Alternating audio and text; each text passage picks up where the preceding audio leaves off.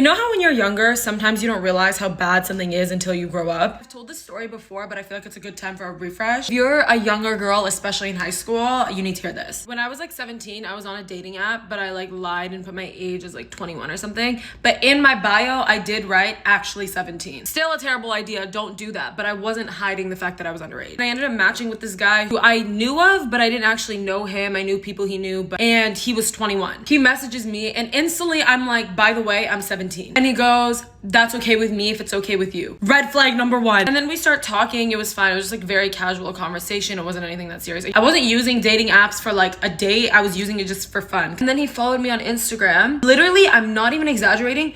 2 seconds after he follows me, a random girl follows me and she's mutuals with him and she had like pictures up with him and stories up with him. Red flag number two. Then I asked him about it and he pulls the classic man move of, oh, that's just my ex, like she's fucking insane. She can't like let it go that we broke up. Red flag number three, any guy who's that quick to call his ex-girlfriend insane. Also 7 years later, I got confirmation that they were never actually broken up during that time. One night at like 2 a.m. calls me being like, hey, like, do you want to go for a drive? Like, let me come pick you up. Guys, I had strict parents. Like, there was no way I was getting out of that house at 2 in the morning. Keep in mind, I had already said no to him multiple times, being like, listen, I got strict parents. I don't want to go, blah, blah, blah. And on the phone with me, he's going off about, Sahar, listen, I'm a really hot guy. I could really get anybody I want. So if you won't come for this drive for me, I can find about 10 other girls that would. I literally was like, okay, go with other girls.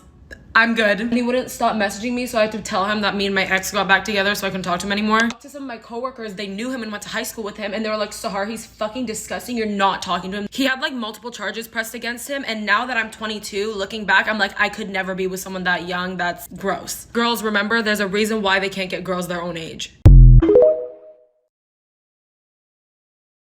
These are things to remember when you have a crush. This is to help you not romanticize your crush too much and get psychotically obsessed, because let's be real, we all do it. He's talked for a really long time with food stuck in his teeth, and everybody around him noticed it, but nobody said anything. I scrolled through a girl's TikTok because she was hot and just watched her like shake ass or do whatever. Nauseating, I know. He has had violent diarrhea, like explosive, like sat on the toilet for like 25 minutes, just like ripping it up. Like he told people not to go in the bathroom after that. Your friends think he's ugly.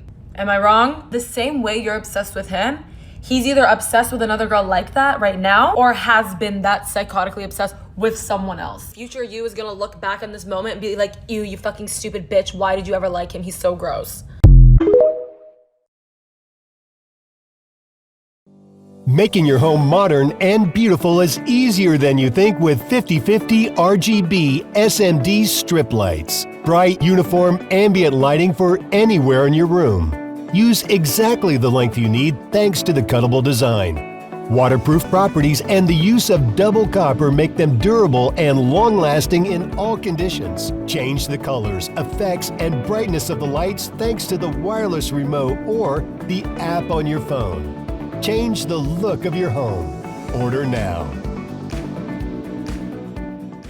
You really don't realize how much you have someone on a pedestal until you get over them. When you like someone, you're literally like, oh my god, they're too good for me, like I'm too ugly for them. Like you get so insecure and you feel like they're so out of reach and that you could never have them. The second you get over them, it's like, ew, what was I actually doing? Like, how did I let that make me feel so bad about myself? They go from being like a literal god in your eyes to being so below average that you're like, I can't believe you made me feel like that. All I'm saying is every guy who broke my heart got uglier after talking to me, and I got prettier. So, and of all the guys I've ever talked to, I think there was only one guy that all of my friends didn't think were nauseatingly, disgustingly ugly. You want your lip gloss to look better?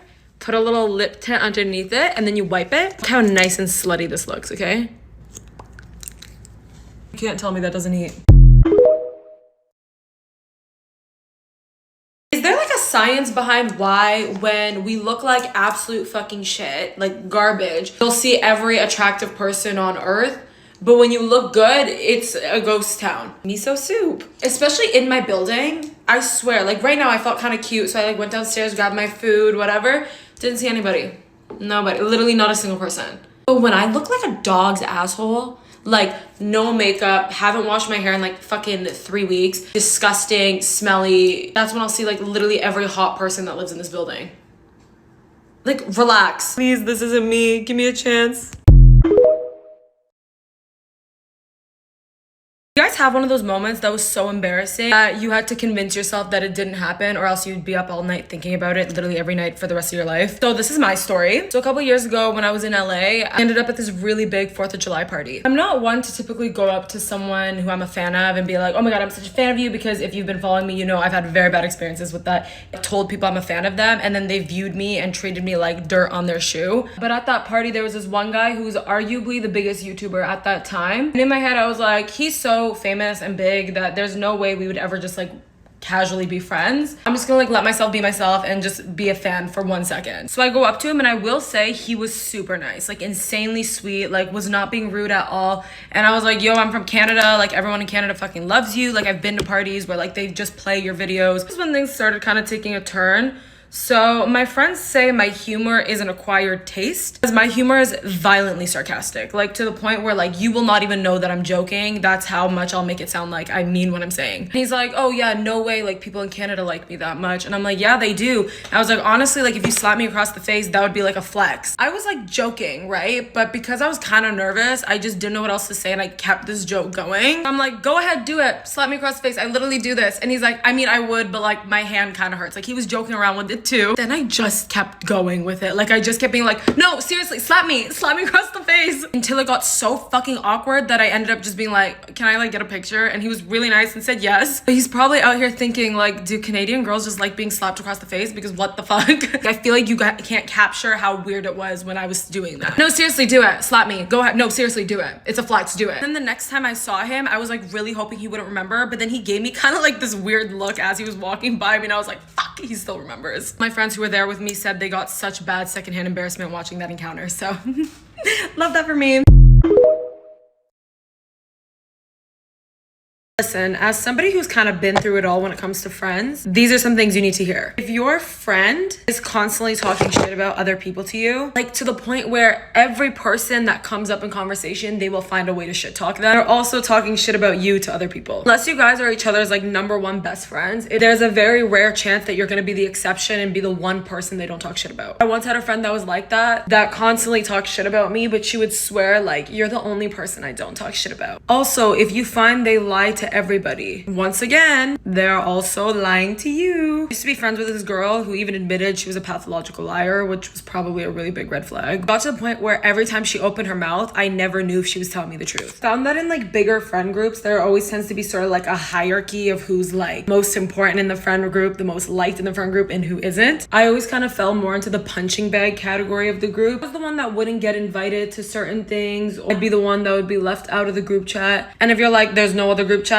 you're the one that's not in the new group chat, because there's always another group chat. I'm not the person who's the lowest of that hierarchy, or whoever's just lower is always chasing the approval, validation, and respect of whoever like the top people are. There's nothing you can do to make someone who doesn't respect you view you as an equal to them. Your only choice at that point is to just leave. Remember, it's better to be alone than be surrounded by people who don't treat you the way you deserve to be treated. Someone who grew up feeling like you were a pushover and people always took advantage of that and you could never say no. And then when you grew up, you kind of learned to stop being such a pushover. Let's talk for a second. Literally, since I was like a child, I always struggled with it. Maybe it's my Pisces moon. Who knows? I don't understand about people who took advantage of like pushovers. You'd think that like because someone is so nice that they're a pushover, you would just be nicer to them. But nope, that was never the case. People freaking hated pushovers. Like, why do you hate someone just because they're really nice? But if they were overly rude or anything, you'd also have a problem with it. So where's the winning? Since I grew up as a pushover and I was constantly kissing the ass of like everybody who treated me like shit, and I was always chasing people's like validation and approval, once I hit rock bottom and got severely depressed and had to go to therapy, I feel like I overcorrected a little bit, and now I'm like cut everybody off way too quickly. Like after one red flag, I'm like, nope, you're done. You're finished, get away from me. I'm like so terrified of people taking advantage of me again and treating me like a pushover that I'm like extra confrontational, because I never want to be seen as weak again. And I'm really scared of being vulnerable, like terrified of it. And I was talking to my one friend and I was like, how the fuck do you get in a relationship so easily? Because anytime she's like wanted to date a person, they always end up becoming obsessed with her and wanting to date her.